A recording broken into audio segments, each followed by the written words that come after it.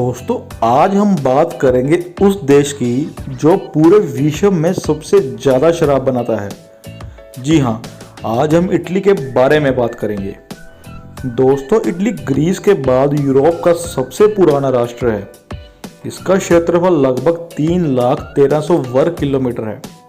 क्षेत्रफल के लिहाज से इटली हमारे देश के महाराष्ट्र राज्य के क्षेत्रफल से लगभग 5 किलोमीटर कम है। तो दोस्तों वीडियो आगे बढ़ाने से पहले चैनल को सब्सक्राइब ज़रूर कर लें और नोटिफिकेशन बेल को भी प्रेस कर दें ताकि जब भी मैं वीडियो अपलोड करूं आपको साथ ही साथ नोटिफिकेशन मिल सके।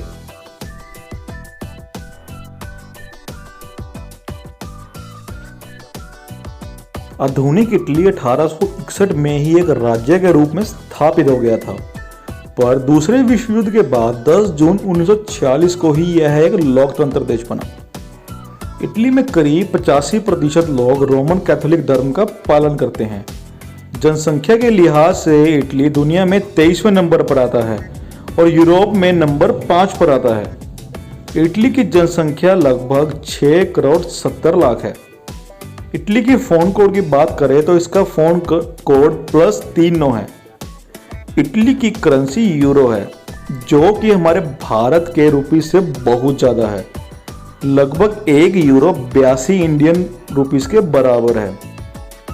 इटली में हर साल करीब 5 करोड़ से भी ज़्यादा टूरिस्ट घूमने जाते हैं।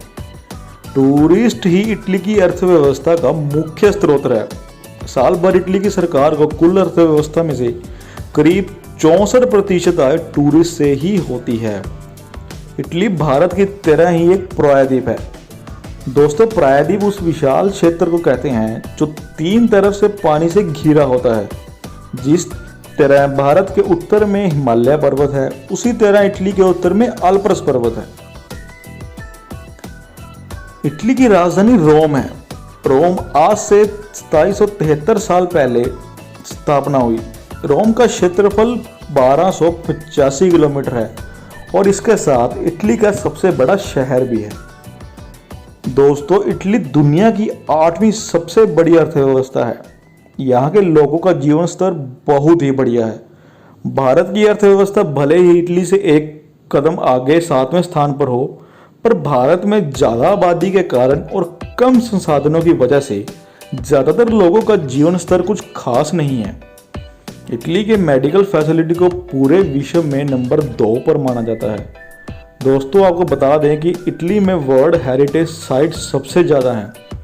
यहाँ पर 50 ऐसी ऐतिहासिक निर्माण हैं जिन्हें यूनेस्को ने यह दर्जा दिया है।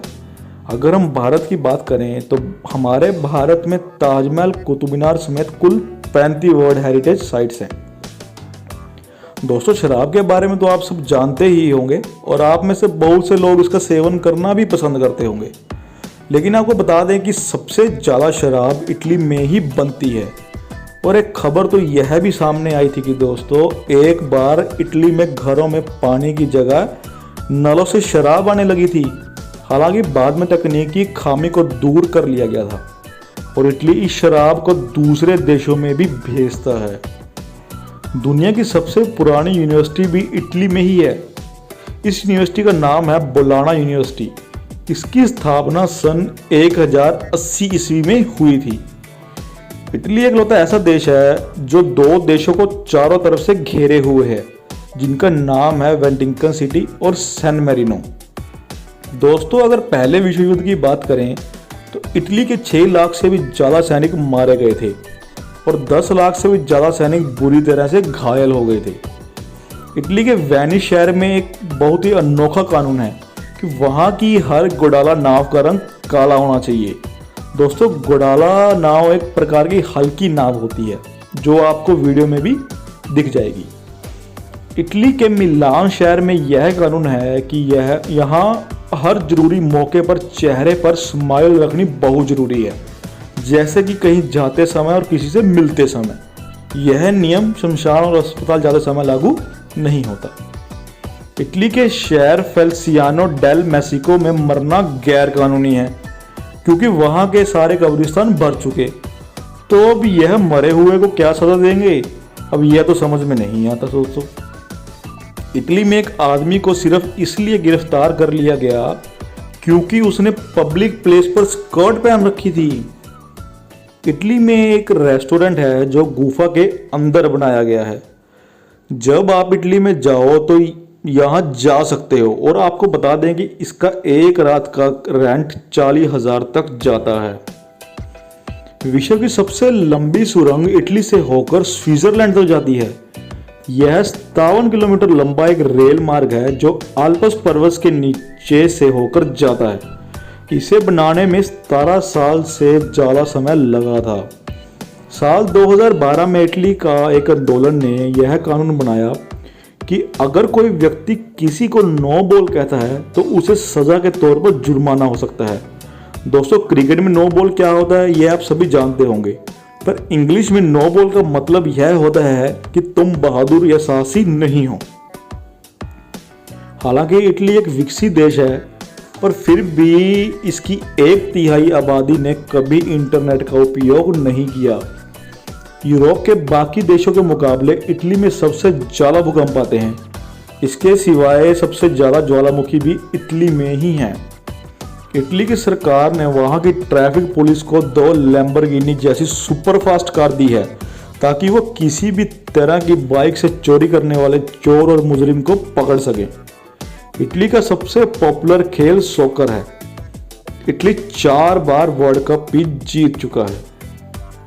इटली की सबसे पहली पीएचडी करने वाली महिला, जिसका नाम था एलेना ल्यूजिया, जिन्होंने सन 1678 में अपनी एजुकेशन कंप्लीट कर ली थी।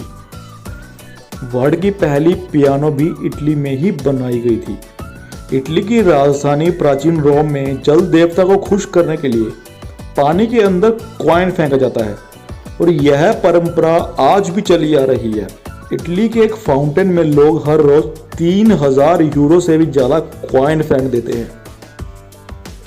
इटली का मिलानो दुनिया के फैशन की राजधानियों में से एक है। Ferrari, Barilla, Gucci, Prada, Armani, Versace, Lamborghini, Fiat, Ducati या न्यूटिला, यह सभी ब्रांड इटली के ही हैं। 17 नंबर को इटली में अनलकी माना जाता है। इटली का साक्षरता दर लगभग 100% है। दोस्तों, आप सबको पिज़्ज़ा तो बहुत अच्छा लगता होगा, लेकिन क्या आपने पिज़्ज़ा खाते हुए सोचा है कि सबसे पहले पिज़्ज़ा बनाया किसने था? तो आपको बता दें कि इटली में ही सबसे पहले पिज़्ज़ा की खोज हुई थी। फिर यह धीरे धीरे पूरे यूरोप के देशों में फैल गया और धीरे धीरे पूरी दुनिया में आ गया। ऐसे ही ये बात पास्ता के साथ भी लागू होती है। पास्ता भी दुनिया भर में बहुत प्रसिद्ध है और इसको 200 से अधिक विभिन्न प्रकार से बनाया जाता है। वैसे तो दोस्तों एक खुफिया बात है, लेकिन आपको बता दें कि इटली के अधिकतर लोग नए साल पर लाल रंग का अंडरवियर पहनते हैं। वो इसे लक्की मानते हैं। दोस्तों, अगर इटालियन वुमेन्स की बात करें तो वो बहुत खूबसूरत और पढ़ी लिखी होती हैं। पढ़ी लिखी होने के कारण इटालियन वुमेन इंडिपेंडेंट होती हैं। उनको पटाना इतना आसान नहीं होता। वो बहुत ही खुश मिजाज होती हैं और दूसरों की हेल्प करने के लिए हमेशा तैयार रहती हैं।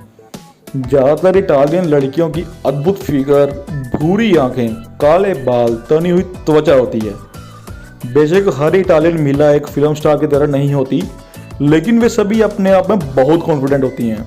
वो अगर आपसे एक बार प्यार करने लगी तो आपके लिए कुछ भी कर सकती है। ज़्यादातर इटालियन लड़कियां 30 साल की उम्र के बाद ही शादी करती हैं। हमारे भारत में ज़्यादातर महिलाएं केवल बच्चों और घर तक ही सीमित होती हैं, लेकिन इटली में ऐसा नहीं होता। इटली में महिलाएं अपने हस्बैंड को खुद चूज करती हैं और वहाँ महिलाएं शारीरिक संबंध शादी से पहले ही बना लेती हैं।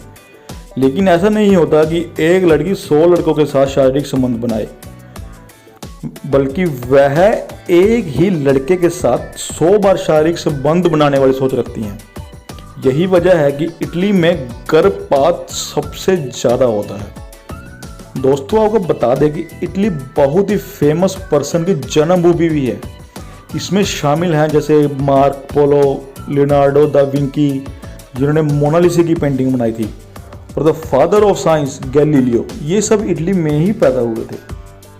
तो दोस्तों, ये थे इटली के बारे में इंटरेस्टिंग फैक्ट्स। तो आपको ये वीडियो देखने के बाद कैसी लगी नीचे कमेंट बॉक्स में ज़रूर बताना और मेरे चैनल को सब्सक्राइब ज़रूर कर लें। धन्यवाद।